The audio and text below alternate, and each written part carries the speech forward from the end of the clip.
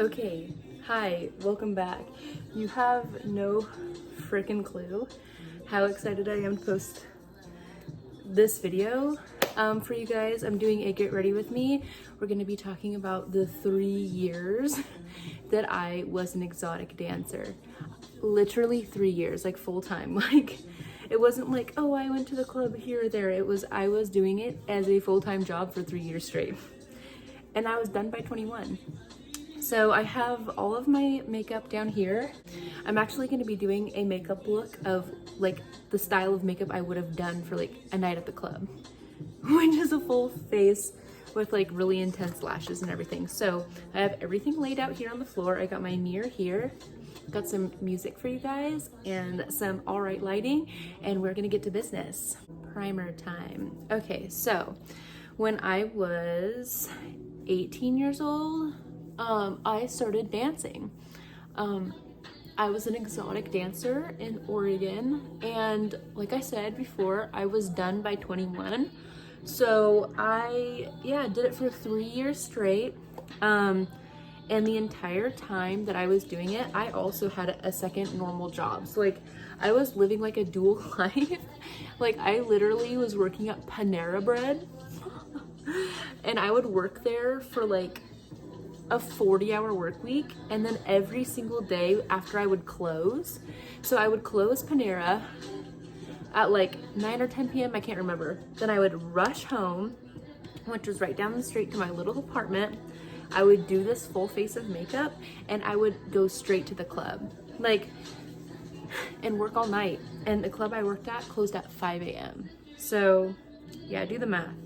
I would literally come home at like 5:30 in the morning, take a nap, and then go back to work at Panera and do that over and over and over every single day.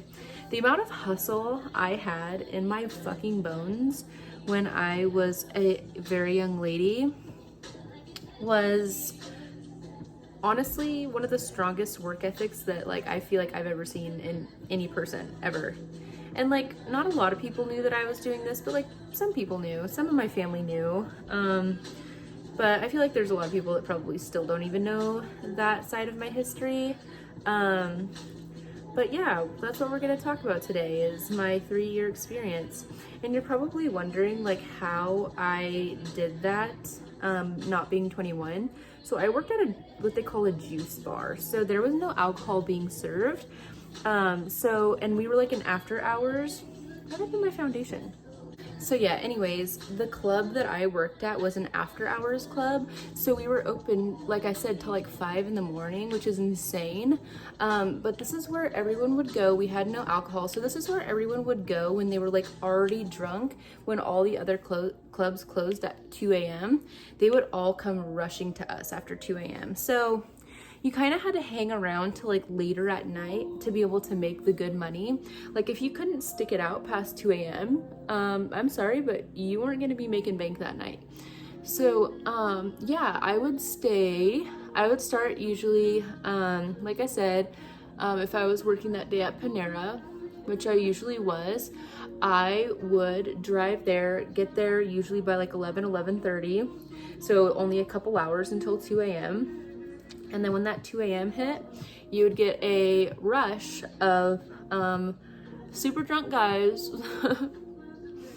and girls from the bars. And from 2 a.m. to 5 a.m. would be your peak money-making hours, and that is what I did. So yeah, it was a juice bar, so there was no alcohol, which I liked because people weren't getting like progressively more drunk. I mean, a lot of people would like have bottles in their car and like keep going back out to their car and back in and drinking, but for the most part people weren't getting progressively more drunk, which I liked because when I did turn 21 and I worked in the 21 and up clubs more for that short amount of time, like I was not really having a good time with people getting like progressively more drunk. But I will say a lot of clubs in Oregon, I don't know if this is how it is everywhere, but actually a lot of the 21 and over clubs like that have alcohol, they would actually have a stage specifically for the girls who weren't 21, and you would have to like stay on that stage. You could only walk a certain path, go on that certain stage, and yeah, so guys could still come to your stage and tip you and ask for private dances and stuff from that particular stage. So yeah, let's backtrack a little though. So that's like kind of like how I was working the system not being 21, right? But let's backtrack a little on how I like even got started into that atmosphere, because it's kind of like not everyone's first choice of a job, but I'll tell you kind of like what got me into it and like why I decided that was a good idea. When at the end of the day, all the trauma that came with it, it wasn't really a great idea, but I'll tell you why I thought it was a good idea. So I thought it was a good idea to start working as an exotic dancer because I have always like loved dancing. Like in my previous videos, I've talked about how I go to like ecstatic dance every week because that is just such a release for me. When I was in high school, I was on dance team. I also did cheerleading, and so like I've always been very flexible, I've always been very athletic, and I've also always been a really good dancer. And so it was very natural for me to like perform in front of people. Like it did not make me nervous at all to dance in front of that many people. Like some nights it would be hundreds like of guys like and girls watching, and I would not be nervous because like I had performed in front of that amount of people before on dance team and stuff. So like I'm also like very comfortable in my body. I don't really have shame. Like I grew up in a shameful household around nudity and body expression in that way, but like I didn't really adopt that. Like I don't feel like being naked is like a bad thing that we should avoid doing. Like I love a good like nude beach session. I love going to the Yuba River by where I live because I love being naked, and that's nothing to be shameful of. And back when I was younger, I was like, if I'm comfortable being naked and I am a good dancer, I am going to profit off of that. So I think that was like the main reason why I was like, yeah, you know, I'm going to give this a whirl. And giving it a whirl turned into a 3-year career. So I remember I had a friend, I'm not gonna give her name, but I had a friend. Sorry, setting spray. I usually do this between each step if I really want it to last. Whew. Anyways, I had a friend who was a dancer before me, and I was telling her that like I was wanting to try it and yada yada, and she was like, well, I work at this club and you can work there because it's a juice bar, and you can come over to my house and I will give you a pair of my old heels, which shout out to her because I hardly had any money at that time.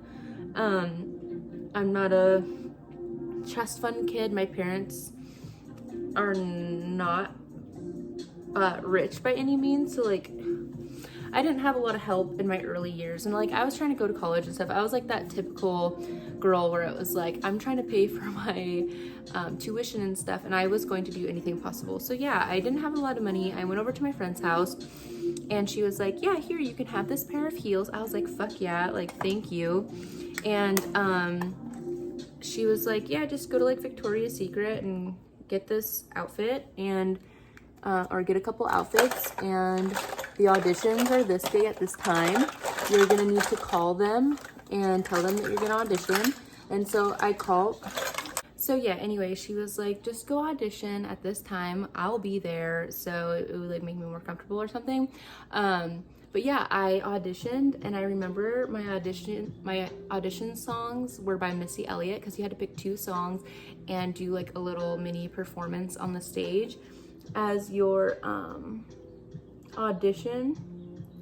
And yeah, I chose to dance to Missy Elliott. I know one of the songs was Work It, but I can't remember really what the other song was, but I do know that I auditioned to Missy Elliott, and immediately they're like, yes, because 1, that club is not very picky, and 2, I'm very confident, I have a good stage presence, and I am a good dancer, like I said before, and so they were immediately like, yeah, of course, like, to work here.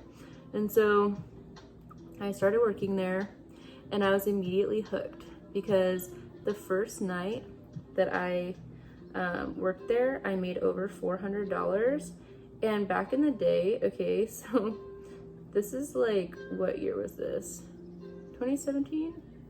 Yeah, in 2017, like, that was like a lot of fucking money. So I had been working at fucking Dairy Queen, you know, fast food, now at Panera, and $400 was like my entire like 2-week check. So making that in one night and like getting to just dance and kind of fuck off, I was like, wow. Like, I was immediately hooked, like super hooked. There's something about fast money that'll get you. And that's why I feel like a lot of girls get like stuck in it and they can't really like find a way out, is because, yeah, the money's just so good. Look at that before and after. Oh my gosh. It looks crazy. But yeah, I made over $400 my first night. I was immediately hooked. And then from there on, I put myself on the schedule like full time immediately and started fucking, yeah, just like going to work hardcore, like full time right off the bat. I was like, yep, this is my life now.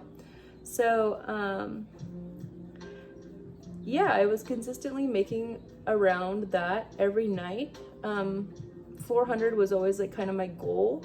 Some days I would exceed my goal.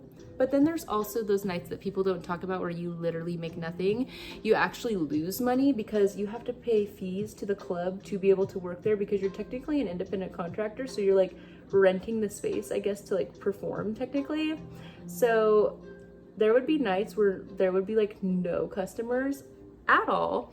And you would literally be out money because you have to tip the DJ, you have to tip the door guy, aka the bouncer, you have to tip the bartenders, you have to tip everyone that's technically working for you, because like I said, you're an independent contractor, so you have to tip everybody out. So yeah, if there's a night where no one comes in, you're literally royally fucked.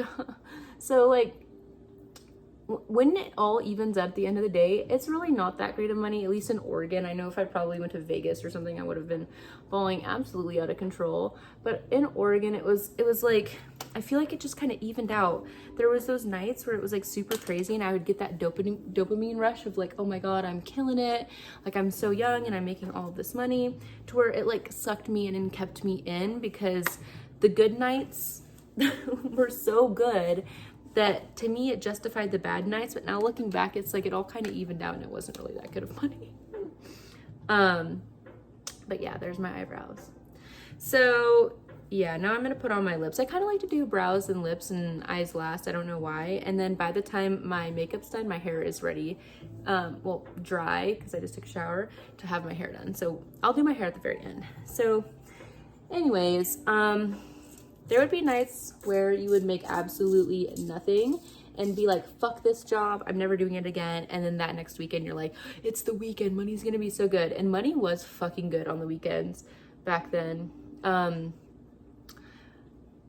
The most I'd ever made in one night was $1,500, and that was on a weekend.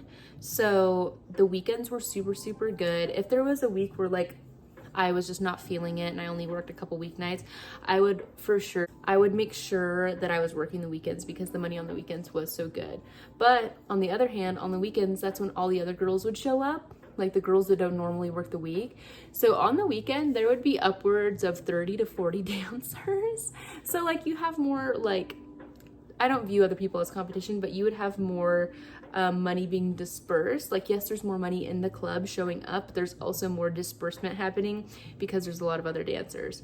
But I will tell you, I was a fucking, not to toot my own horn, but a showstopper. Like, I learned every fucking pole trick in the book. I'm very strong. So like, there was this one trick I would do where I would climb all the way up to the fucking ceiling, turn upside down, put my feet on the ceiling, and walk in circles around the fucking ceiling, and people would lose their shit and throw all of their money at me. Like, I should have been in a circus, okay? Because the type of shit I was doing was like circus level, like acrobatic, like fucking crazy bitch stuff.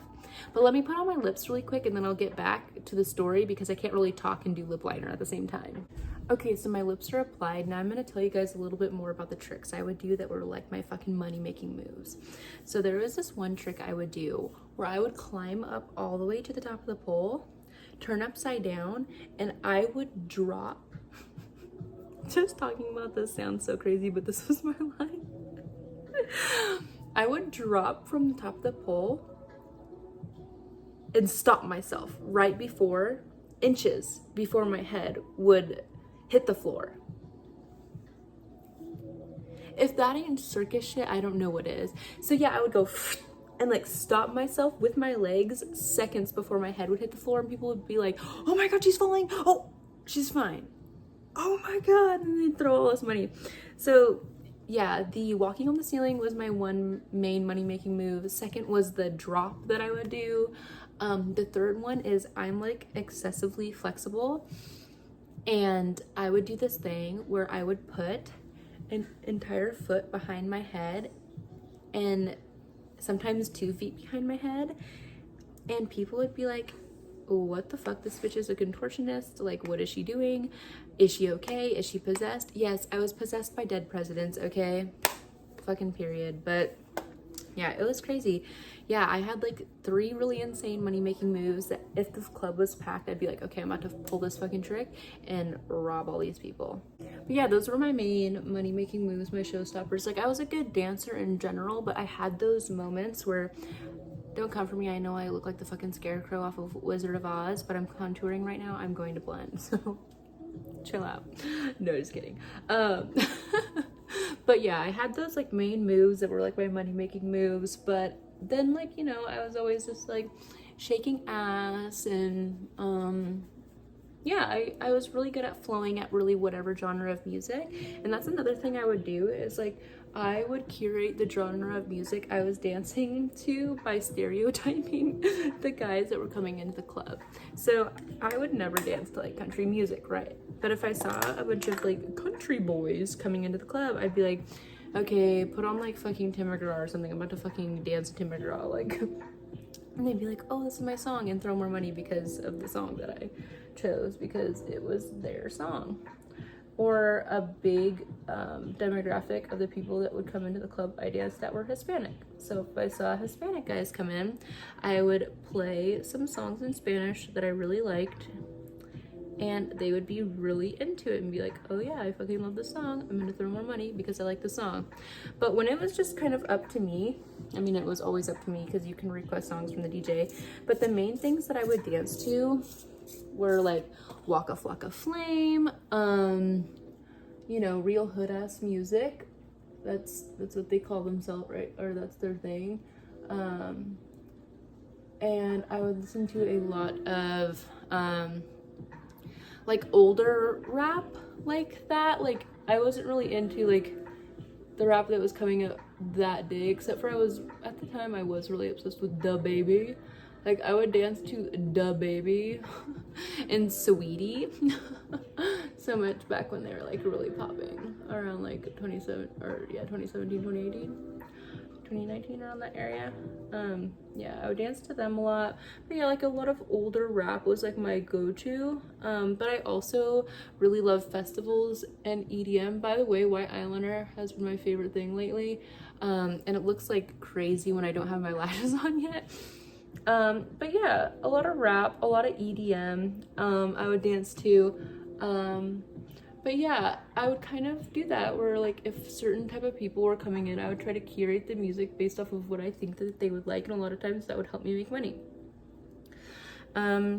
Yeah, so I kind of have been sharing with you like a lot of the fun aspects of it and a lot of the things that I liked about it, but there were like so many more downsides that like no amount of money in the world is actually worth the trauma that you're putting yourself through while you're doing it. Like everyone, like not everyone, but I feel like a lot of people like glorify stripping and make it seem like it's this like really sought after, like not sought after because there's a lot of people that are like think that that's like rock bottom, which kind of is for a lot of people. I've seen girls completely spiral out, and we'll touch on that in a moment. But like, there were so many instances where I was violated, where I was literally assaulted. I had been choked. One time I was choked by a customer. There were so many times where I was literally assaulted, and yeah, extremely scary, extremely traumatic. And so now we're gonna talk more about like the scarier side, like the dark side of it, because I've shared with you guys like, oh yeah, the money, the fun, the dancing, the tricks, the circusy side of it, which is what I liked about it and what kept me going. But now I'm going to talk to you guys more on the trauma that like I feel like I'm still unpacking to this day, and I haven't danced in over 5 years. So yeah, that's what we're going to talk about now. I'm going to start gluing my eyelashes. Actually, no, I'm going to do eyeliner today. So I'm going to do some eyeliner while I talk about this. So there were instances where I saw other girls get violated and I got violated myself. So there is actually one night when there was a girl, and let me come back really quick because it's hard for me to wing my eyeliner while I talk. So there were many nights where, I don't know if you guys know this if you've been into a club before, but you're actually not allowed to touch the dancers. But men don't care. They don't care. They think the rules don't apply to them, which who would the rules be made for other than you? You're the ones coming in here. But yeah, they don't think the rules apply to them. And so there were like many nights where like I would be getting violated and violated and violated over and over and over and over again, getting touched, and having to tell the bouncer constantly to like, this guy is touching me, this guy is doing this, this guy's doing that. Like there would be guys like try to like put their finger in your butt.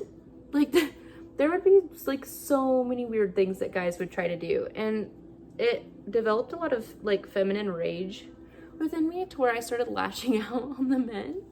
So like there was one night, for example, I was like shaking my ass in this guy's face or whatever, and I had underwear on, because one thing about me is we were technically supposed to be getting full nude, but like I would wait till the last second and be like, and then like put it back on, and the owner of the club would get so mad at me, but he would never kick me out because or fire me because I was making that club so much money. So it's like, kick out who? Me? Try again. No, yeah, so I would be never really getting naked. But anyways, there was this one guy, I was twerking in his face, and he grabbed my thong really quickly and shoved a dollar bill very aggressively into my butt hole. He went like that as hard as he could.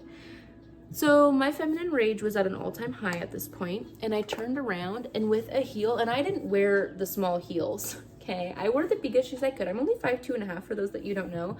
I would wear shoes like this thick, heels this long, not even kidding.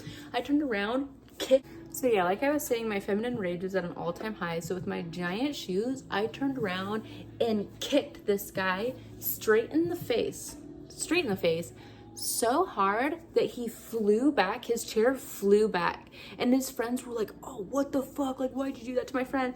And then this guy from the crowd came up and put $40 on my stage, and he said, good job for sticking up for yourself. And I was like, coming to a realization, I was like, did I really just get paid $40 to kick a guy in the chops? Like, that's just a day in the life. It's not fucking glamorous. You're gonna get violated. Like, it comes with the territory. It's not a glamorous thing. Yeah, it was crazy. The other day I saw this TV show that came up on my TV that was about like dancers, and I was like curious about it, and I watched it in 5 minutes and I started crying because it was like actually like relatable, and I was like, I can't even like watch this. Like, it's like too traumatizing to like revisit that in my mind, so I couldn't even watch it. It's actually really therapeutic for me to be able to talk about this now, because there was so many years where like I felt like I couldn't talk about this because I felt so ashamed of my past, but like my past is the bones that builds the woman that I am today, and I'm so proud and I love the woman I am today. And so it's like, why would I be ashamed of any part of my past? I'm just purely not ashamed of any part of my past anymore, and that's a huge flex. I'm so grateful for that, so grateful for where I am today, so grateful that I don't have to be in the club anymore. Good Lord. But yeah, it was a lot. I'm trying to think if there was just so many things, and it's like, this was a daily thing, so it's like hard to even like pinpoint stories, because it's like, this happened to me all the time. Like, I was violated all the time. But yeah, more on the guy that choked me. So there was a regular that I had that started coming into me all the time, or coming in to see me all the time. And when regulars really get attached to you, they start to think that that you're kind of like their property, or that they kind of like own you in a sense. And that's kind of how this guy's vibe was. It was like I was his. So he thought that he could get away with things that he clearly shouldn't have even been trying. One of them being choking me. So it was actually really scary. I was dancing at this club, and I was actually sitting at a table with him, and all of a sudden he just grabs my neck and starts choking me, and he was like looking at me to see like can she get out of my hand, you know, kind of a thing. And the worst part is the bartender like looked over and like saw this happening and like didn't immediately do anything about it. And I was being choked, so like by a man that was probably like 6'4" and like 300 pounds. I'm not even kidding. He was giant, like muscle and like scary. And eventually she was like, hey, like, stop, like, what the fuck are you doing? And he was like, oh, sorry, haha. And like nothing happened. He didn't even get kicked out or anything. And I was being choked. Like, I don't really know what he was trying to do. I really don't know. I usually do 2 layers of this lipstick. It just builds a better color.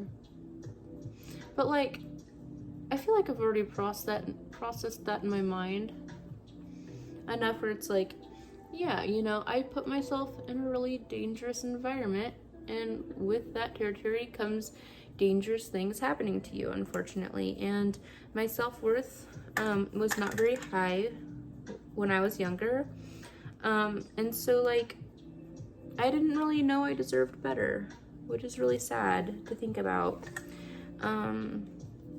And I really, when I was younger, I didn't feel like I had another choice, which is also really sad, because like I was saying, like, I was trying to do something with my life. I was trying to go to college and really go somewhere, and my parents never really helped me financially in that regard.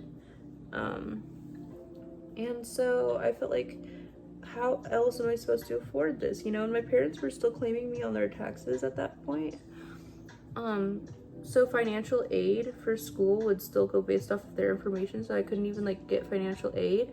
So like I was really just trying to do whatever I could, and I thought that that's what I had to do what I needed to do, and that is just so sad. But that's, I mean, it was a false idea that I had, but that's really what I thought I had to do when I was younger. True or not, that's what I felt like I had to do, so that's what I was doing.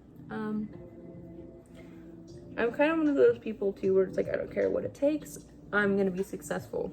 And so it was to the point where I was like, yeah, like I'm gonna be a dancer. Now I want to talk about a couple good things that came out of dancing for me financially that did help me be where I am today, as a person, and just financially. So dancing I was able to put myself through my yoga teacher training by dancing, because it wasn't cheap.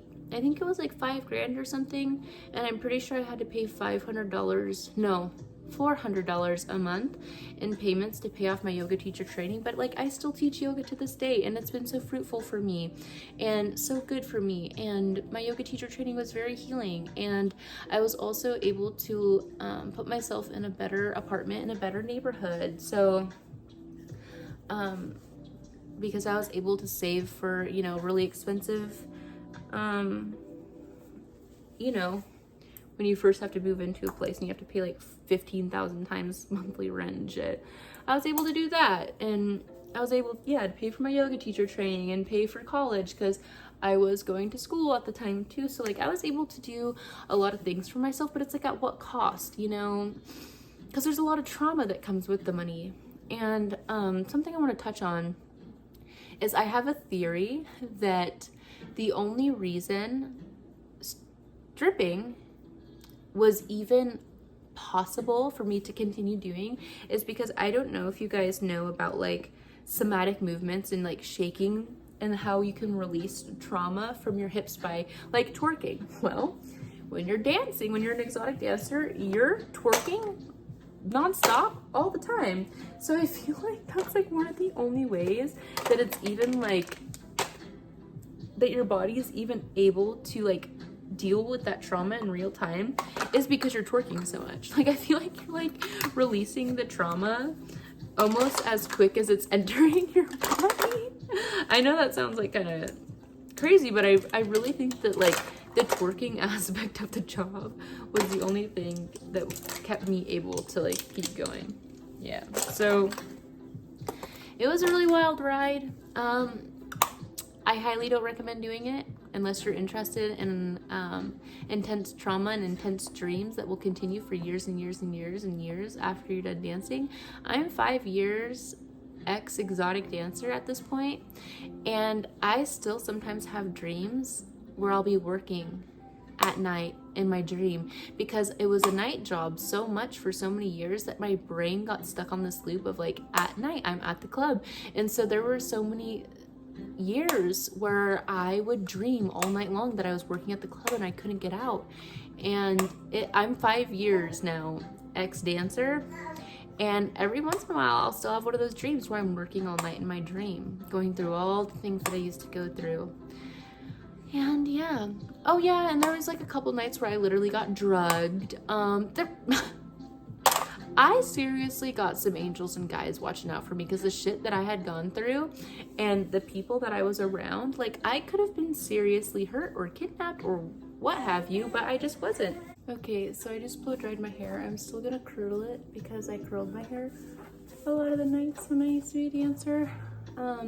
So something I just wanted to touch on too is another thing that I'm so grateful for during that time is I made so many friends that I still have to this day, that like a lot of them have gotten out of it, a lot of them are still in it, but a lot of them have gotten out of it and have families and have beautiful lives now, like myself. And so it's just like so beautiful to see when people can get out of that situation, because it's not an ideal situation for obvious reasons. But I still have a lot of friends who are still deep in it, and it's getting to the point where it's like I have so much love for those friends, and work it for as long as you want. But just a friendly reminder, like I'm 26 now, we are now in our mid-20s, like we're on our way to our 30s, and being a dancer later and later and later and later and later and later and later in life just isn't a good look. It's not fun. Your body's gonna start hurting even more than it already does when you're young. Like there'd be nights where I would get done dancing and feel like I got hit by a train and have bruises literally everywhere, pole kisses.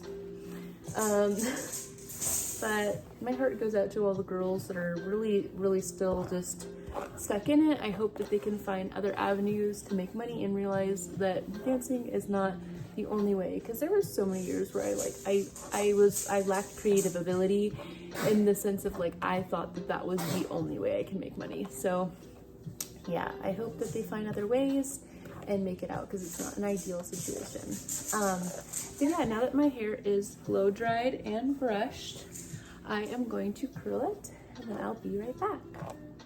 Okay, so my hair is curled. I do this thing where I curl my hair and then I take the curl and pin it in a bobby pin to wait for them all to curl or all to cool off, because it maintains the curls for longer. Because I don't know about you, but I have indigenous roots, and so I have the most straightest hair on the planet. And if I do anything like breathe, it goes back to being 6 straight. So I have to keep them in pins while they're hot and let them like fully cool off for them to even like do anything. So something fun that I thought would be cool to do is reveal to you guys my curls, but then also the names that I went by as a dancer, because you can't use your full legal name.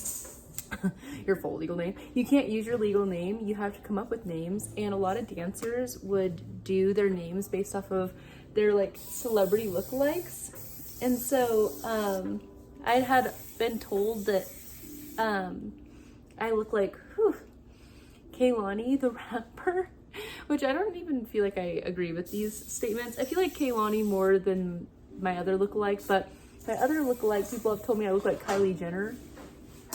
I don't know about that one, but I feel like I maybe look more like Kehlani. I don't know. So my 2 stage names that I used was Kylie and Kehlani. Yeah, so anyways, yeah, that's my name reveal, and now let's reveal my curls. So yeah, those are my stage names.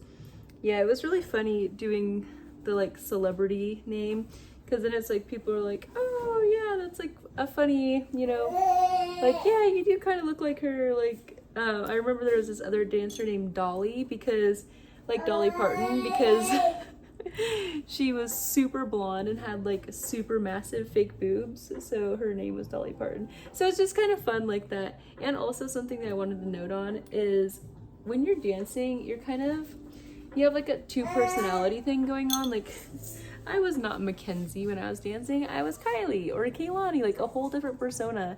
And I feel like that's also something that helps you like survive dancing. You're like, that's not me, that's Kylie. That's not me, that's Kehlani. Yeah, so kind of another funny dancer thing. But yeah, so thank you guys for sticking around till the end of this video. Here are my curls. They are swish. Yeah, see how much it like is like that now? Later tonight my hair will be just wavy. Like curls do not stay in my stick straight ass long ass hair. I'll show you guys when I stand up how long my hair is. My hair has gotten ridiculously long. I don't know why, but it just grows like super fast. I've always had a healthy diet. I don't know, maybe that's why. But yeah, here's my hair. I'll shake it out a little bit.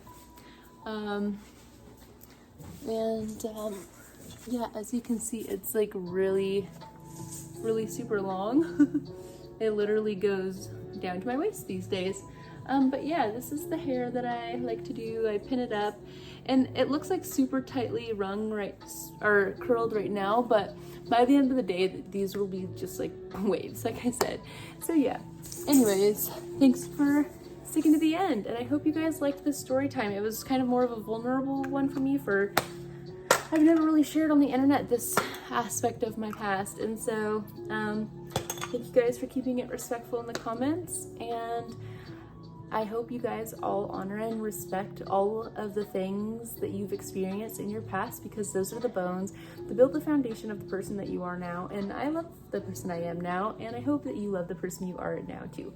We can only learn from our mistakes in our past, and I hope that you don't carry the past with you or any weight from the past with you on your shoulders today. It is not worth it.